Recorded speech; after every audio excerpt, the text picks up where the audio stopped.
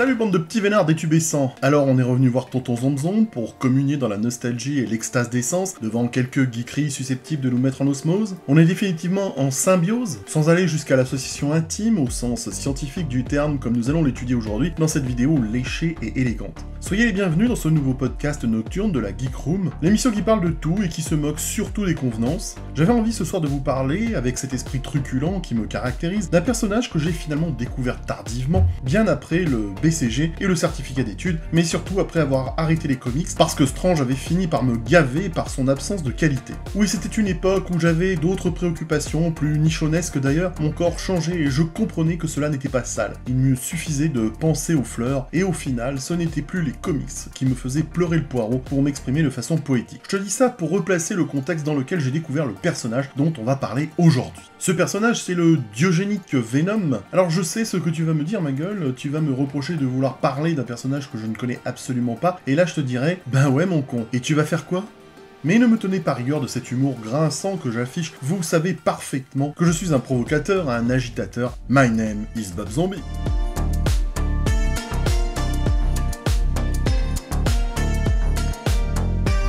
Enfin bref, jeunes et faibles, prépubères et vieux écornés du bulbe, aux stalactites flottantes dans le pagne, ne partez pas tout de suite. Accordez-moi un intérêt poli, parce que je me suis fait suer à faire des recherches sur Venom, et croyez-moi, retracer la chronologie du machin noir gluant, bah c'est pas aisé. Et puis quand on est poli, on fait semblant d'écouter son interlocuteur. C'est pour ça que vous êtes là, non ? Mais cessons là ces considérations de bienséance galvaudée, et entrons dans le vif du sujet.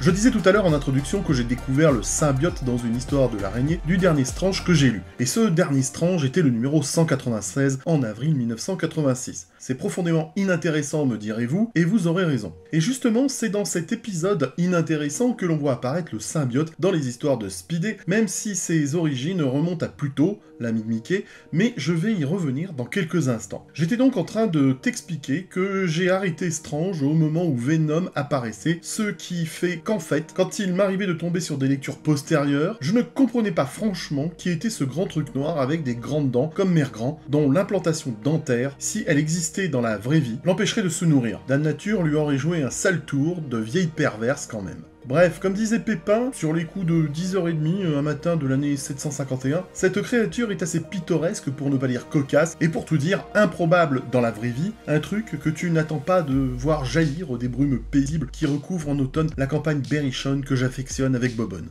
Alors pourquoi je vous parle de Venom ? Eh bien parce que j'ai reçu un cadeau. Et ce cadeau c'est cet album fort bienvenu, comme toute bonne lusitanienne qui se respecte, et mesdames, messieurs, je ne m'attendais pas à un tel présent. J'avoue que j'ai reçu un bouquin dans lequel je n'aurais certainement pas investi normalement, mais vu que c'est un cadeau d'une personne que j'apprécie beaucoup, eh ben je l'ai accepté avec plaisir, et je remercie la personne en question plus que 3 fois 1000 pour ce témoignage d'amitié. Et j'ai tenté l'aventure en tournant les pages de cet album intitulé Venom, chair de poule, dans la série Marvel Dark, c'est-à-dire une série qui explore le côté sombre des héros Marvel, et c'est dans la collection le côté obscur, ah bah tiens, c'est original. Le scénariste c'est Daniel Way, et le dessinateur c'est Francisco Herrera. Sa date est Goldamer de 2021, et j'avoue que j'étais un peu embêté au départ d'aborder le récit, car je ne connaissais rien à Venom. Alors pas de panique ma gueule si tu es comme moi, et que tu ne bites rien au personnage, car les premières pages de ce bouquin t'expliquent vraiment qui il est, d'où est-ce qu'il vient, et quel a été son parcours. Parcours chaotique, mais je vais y revenir, ne soyez pas impatients comme ça. On ne peut que féliciter ceux qui ont élaboré cette présentation, et tu te sens moins con quand tu abordes l'histoire. Bon alors je vous préviens tout de suite, on ne parlera pas du film Venom, dont l'absence de subtilité pourrait être la thématique du film. En fait, j'ai rien à dire dessus, tellement c'est fade comme une endive, et sans inspiration comme tout ce qui se dit sur Mediapart. Non, c'est méchant pour le film, je retire ce que j'ai dit. Nonobstant, qu'est-ce qu'a voulu nous montrer ce long métrage ? C'est une question fort légitime que tu es en droit de te poser, ma gueule, mais je n'ai pas de réponse à te fournir, tellement j'ai pas compris ce que Sony a voulu nous vendre.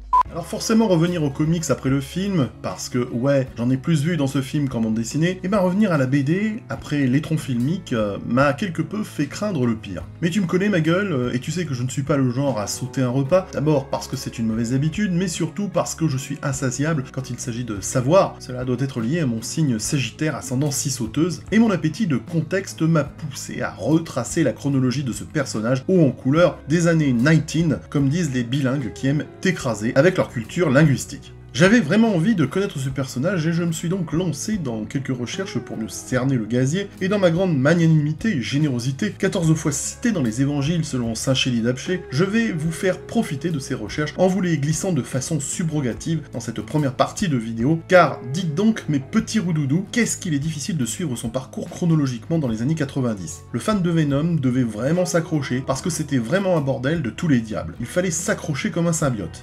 Non mais quel humour, je suis assez fan de mes blagues. Bon, t'es prêt à découvrir sa chronologie? Non? Bah tant pis, on envoie la sauce quand même.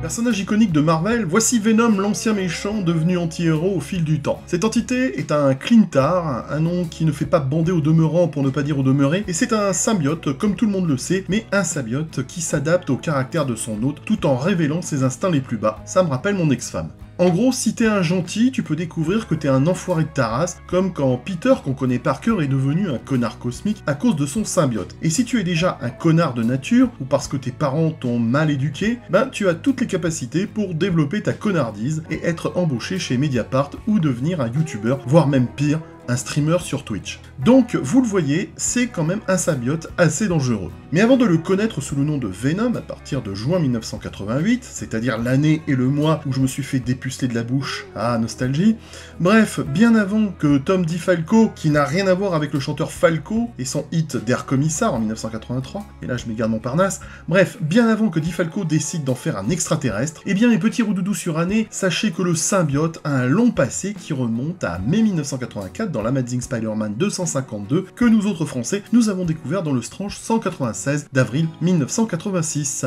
On voit notre bon vieux Spidey affublé d'un costume noir, comme une soutane de curé maculée de bien étranges papillotes séchées, mais on ne savait pas pourquoi. Un petit encadré nous laisse comprendre que ça a un rapport avec les guerres secrètes dans Spidey, mais on n'en sait pas plus. Ce costume noir a une petite histoire sympa au niveau de sa création, et je ne sais pas si tu la connais ma gueule. Bah non, c'est pas la peine de me répondre, je ne t'entends pas, hein. Tu es devant ton écran de solitude, là, hein. Tu regardes une vidéo, man. C'est pas la peine de me répondre, même si c'est gentil de ta part. Bisous. Si vous connaissez cette histoire cocasse, bah vous pouvez aller pisser les vieux ou vider votre poche, j'en ai pour 2 minutes à la narrer. Revenez vite, vous me manquez déjà. Les origines du costume sont liées à un fan de Spidey, Randy Schuller, qui envoie une histoire à Jim Shooter dans laquelle Spider-Man porte un costume noir avec un emblème arachnide rouge dont les fibres découvertes par Reed Richards décuplent les pouvoirs d'adhérence, un peu comme mon ex-femme qui était une vraie peau de colle. Jim Shooter achète le scénario pour 250$, mais Schuller ne parvient pas à en tirer une histoire publiable. Bah oui, même ChatGPT fait de la merde aujourd'hui, alors t'imagines à l'époque. Le temps passe chez Marvel, comme au château de ma mère, et Jim Shooter se souvient un jour de l'idée de Schuller, et il donne un nouveau costume au tisseur. Et le pauvre Schuller n'a rien à dire, car lorsqu'il a signé le contrat d'achat avec Shooter, une clause précise bien que Schuller renonce à tous ses droits sur le personnage. Et oui, dans le cul la balayette, Shooter lui a mis bien profondément, comme nous, avec la retraite à 64 ans. Ainsi, Shooter a repris le costume sans la moindre hésitation, quand il en a besoin, et il l'a retransformé sans vergogne à sa sauce. Une sauce amère et piquante pour le pauvre Schuller. Et c'est ainsi que Mike Zeck a repris le costume et que Roger Stern, Tom DeFalco et Ron Frenz ont fait de ce costume un symbiote. Moralité, n'envoyez pas de bonnes idées à Marvel, ou vous serez défoncé de la rondelle. Dans l'Amazing Spider-Man 258 de novembre 1984, vu dans le Strange 199 de juillet 1986, le symbiote influe sur le caractère de Peter et en fait un gros coup. Il possède même Peter et prend carrément possession de son corps quand il dort. Peter s'en rend compte et il va voir Reed Richards qui lui dit que ce costume est un symbiote, c'est-à-dire un être vivant qui a besoin de se lier à un hôte pour vivre. Je salue encore mon ex-femme. Mais après je comprends, hein, j'ai un sacré magnétisme animal. J'attire sexuellement, je n'y peux rien. Même si j'ai toujours pas compris pourquoi il est décuplé dans les pays asiatiques. À chaque fois que j'y vais, j'ai l'agréable surprise d'apprendre que les femmes se touchent rien qu'à l'évocation de mon nom. Un truc de ouf. Et pourquoi je vous raconte ça d'abord? Oh, je sais pas, je m'ambiance. Et c'est d'ailleurs pour ça que je porte ce masque, pour ne pas être reconnu. Vous ne vous attendiez pas à ce que, au détour d'un tel podcast, je vous donne les raisons pour lesquelles je porte ce masque. Bah voilà, vous en connaissez au moins une. Bon, essayons de reprendre la chronologie de Venom. Peter essaye de s'en débarrasser, et grâce à Reed Richards, et à l'aide d'un canon à ultrasons, il sépare le symbiote de Peter et l'enferme dans une cellule du Baxter Building. Décidément, Reed est vraiment un inconscient en gardant tant de trucs chelous et de virus au Baxter Building. Cela relève de l'incompétence et de l'irresponsabilité. C'est une belle image des scientifiques. Ouais, moi je me demande quand même s'il était pas un peu con. Bon, mais alors c'est là que ça commence à devenir chiant pour le lecteur, car pour connaître les origines du symbiote, il faut quitter l'Amazing Spider-Man et aller dans les Secret Wars au numéro 8, plus exactement en décembre 1984, que toi, lecteur français assidu, tu as vu dans le Speedy 73 en février 1986.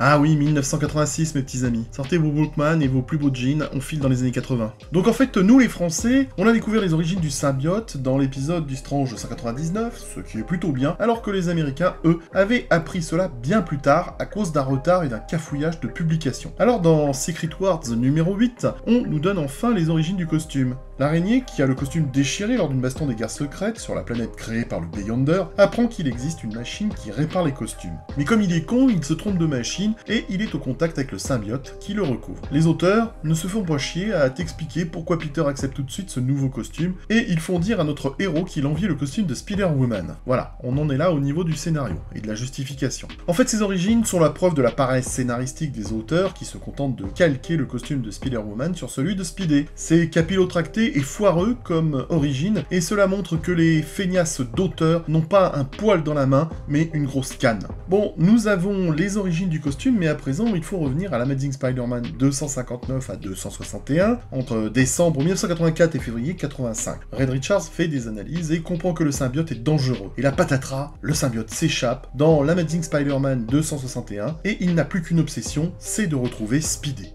Bon, mais alors là, la chronologie du symbiote se complique, car pour voir la suite de ses aventures, il faut passer en avril 1985 à Web of the Spider-Man numéro 1, nouvelle série dans laquelle le symbiote retrouve Peter, et il arrive à se faire passer pour le costume rouge et bleu. Possédé à nouveau, Peter utilisera les cloches d'une église pour s'en débarrasser, chose qui a bien marché également avec mon ex-femme, et ses 10 ans d'oppression liberticide, qu'elle m'imposa avec fermeté et perversité, plus communément appelé le mariage. On n'est pas prêt de m'y reprendre, car le mariage, c'est comme le sida, une fois ça suffit, sachant que j'ai testé que l'un des deux. Mais pour en revenir à la BD de Venom, c'est là que s'opère un premier changement dans la personnalité du costume. Le symbiote éprouve des émotions pour son hôte, et bien que séparé de lui, il lui sauve la vie quand Peter manque de mourir. Finalement, le symbiote s'enfuit de l'église. Bon, admettons. Il faut attendre ensuite le Web of Spider-Man numéro 18 en avril 86 pour voir le symbiote réattaquer l'araignée et réussir à déjouer son sixième sens dans le numéro 24. Mais déjà, il faut switcher sur l'Amazing Spider-Man 298 à 300 entre avril et juin 88 pour voir réapparaître Venom. Dans le numéro 298, il réapparaît avec pour hôte Eddie Brock, et ça vous avez pu le voir dans le Strange 232 et 233 en avril et mai 89. Eddie Brock veut se venger de l'araignée qui l'accuse d'avoir ruiné sa carrière, et c'est dans ce numéro 300 que nous avons vu l'apparition officielle de Venom, un épisode 300 qui, bien sûr, n'a pas pu être lu dans Strange. Non, il a fallu que les lecteurs français basculent sur le récit complet Marvel numéro 25 en février 90. Tu parles d'un bordel.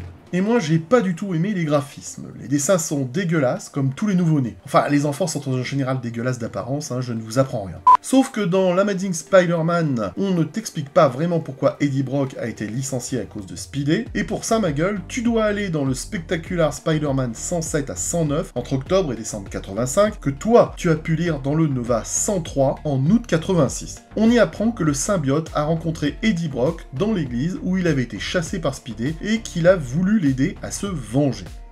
Mais déjà, il nous faut reswitcher sur l'Amazing Spider-Man 300. L'araignée réussit encore à vaincre Venom, et Eddie est envoyé en prison. Il faut ensuite attendre les Amazing Spider-Man 315 et 317 de mai et juillet 1989 pour revoir Venom. Il s'échappe de prison, et finalement, après un choix cornélien dans le numéro 317, le symbiote choisit finalement de rester avec Eddie Brock plutôt qu'avec Peter. Mais bon, Eddie retourne en prison, et il faudra qu'il s'échappe à nouveau de tôle dans le Khazar numéro 6 en janvier 1990 pour le voir revenir tourmenter Spidey. Ah bah oui, j'ai réussi à découvrir ça dans mes recherches, rien ne m'échappe, mais je n'ai aucun mérite, je ne dispose pas de 5 sens comme tout le monde, mais de 929 exactement, donc c'était facile. De mai à août 1990, dans l'Amazing Spider-Man 330 à 333, c'est à nouveau le retour de Venom qui s'achète un code moral, une conscience, en promettant à Spidey de ne plus s'attaquer à sa famille, parce que jusqu'alors, il avait quand même menacé Tante May et MJ. Le gars n'avait pas d'allure quand même, ça manque de panache et c'est vulgaire de s'attaquer à la famille famille. Même Jean Ferrat n'avait pas été aussi loin dans la vulgarité.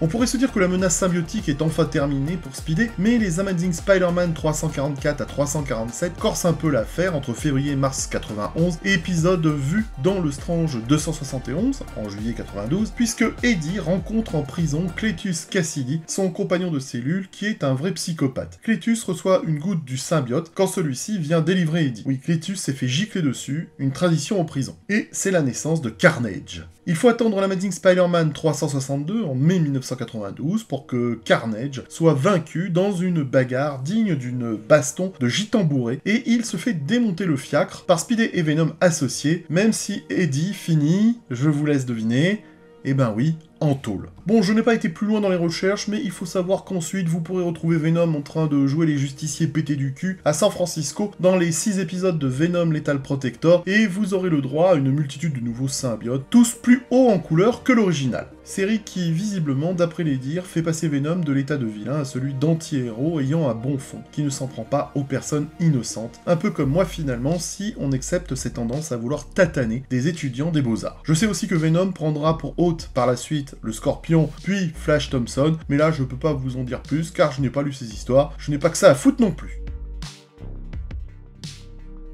Quoi qu'il en soit, il est évident que Venom est devenu un anti-héros aimé des lecteurs. Fascinant par sa violence, il est surtout l'incarnation de nos désirs les plus sombres, et ça plaît bien aux lecteurs, hein. À mon avis, ils sont pas bien dans leur tête, car ils aiment bien explorer le monstre qui est en eux, ce qui est dégueulasse quand on y pense, surtout s'il a un gros zob. Voilà tout ce que je peux vous dire sur Venom, j'espère que cette remise à niveau vous aura été profitable, parce que je me suis bien cassé le cul à chercher ici et là, à emprunter à des potes complaisants des vieux Strange des années 90, je les remercie au passage, même s'ils ne regardent pas ma chaîne, c'est bâtard.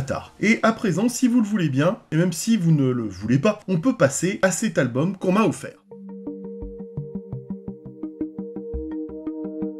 L'intérêt de ce récit est que le symbiote n'a plus d'hôte et cela le rend encore plus dangereux. Bon, ne tournons pas autour du pot, ce récit est, rayez la mention inutile, une parodie, un hommage ou une caricature de The Thing de Carpenter. D'ailleurs, ça commence en Arctique, avec une inquiétante créature qui s'infiltre dans une base scientifique et elle nique tout le monde. Elle leur pète le stick sans anesthésie locale, avec une tension aussi palpable entre les murs de la base que lors d'un lavement rectal avec le Dr Raoult et sa Cloverfield mécouille. Et en gros, on est dans l'ambiance John Carpenter, sauf que c'est ramené au personnage de Venom dans une saga qui regroupe les Venom 1 à 5 datant de 2003 et les Venom 6 à 10 de 2003-2004, ce qui fait 10 épisodes pour les plus cons, ou ceux qui savent pas compter. C'est particulier au niveau des dessins, faut vraiment aimer, ça fait penser aux dessins animés avec des visages simplifiés, des gros yeux ronds, je salue Michael Golden au passage, un artiste qu'on adore sur cette chaîne. Alors oui, amis esthètes que vous êtes, quand on regarde ce bouquin, c'est sûr que c'est pas du grand art au niveau du graphisme. C'est aussi décevant qu'un film de Rian Johnson. Les dessins ne correspondent pas beaucoup à l'ambiance obscure, et j'avoue, je les trouve trop cartoon, et ça se comprend car quand tu lis la bio du dessinateur, on te dit qu'il a fait des adaptations comics de dessins animés comme les Simpsons ou les Looney Tunes.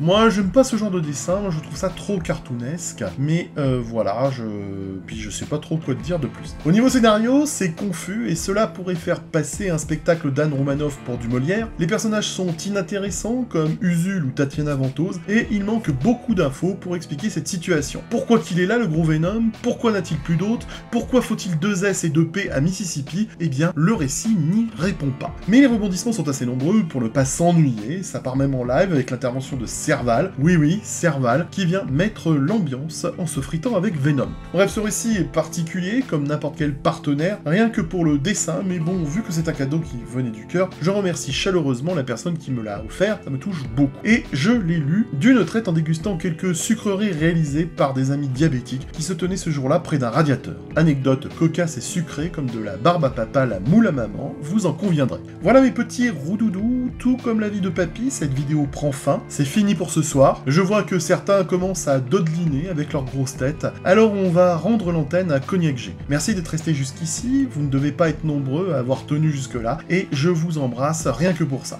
J'espère que vous aurez pris du plaisir à me suivre dans ce podcast presque de qualité. Tu connais les contingences habituelles de YouTube, alors laisse pause blow pour encourager mon boulot. Il est temps de nous cuiter, je vous souhaite une très bonne nuit et de rêver à d'énormes femmes. C'était Bob Zombie, le prince de la bulle de love dans le tube, à très bientôt les geeks, et n'oubliez pas, le pire reste à venir.